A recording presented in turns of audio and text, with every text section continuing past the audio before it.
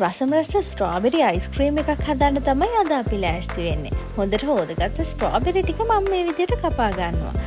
එක ස්ට්‍රෝබෙරි ගෙඩියක් මම මේ විදිහට 4ට කපා ගත්තා. කපාගත්ත ස්ට්‍රෝබෙරි ටික දැන් ටිකක් පැත්තකින් තියා ගන්නවා. අයිස්ක්‍රීම් බාස් ඔයගොල්ලෝ දන්නවනේ. ඒ වගේ දෙකක් අරගෙන මම මේ විදිහට දෙකට කපා ගන්නවා. ඔයගොල්ලන්ට මේ වුණොට කිසස් උනත් පාවිච්චි කරන්න පුළුවන්.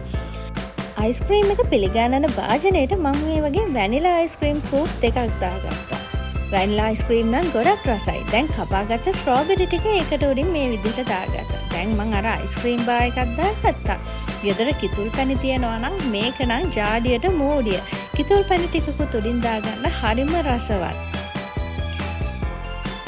ඊට පස්සේ ඔන්න තවත් චුට්ටක් ලස්සන වෙන්න වේපර් ස්ටික් දෙකකුත් මම මේ විදිහට උඩින් ගහගන්නවා. ගෙදරට හදලා දෙන්නකෝ රස කොහොමද කියලා බලන්න. හැමදාම ඉල්ලයි. ඒ තරමට රසයි.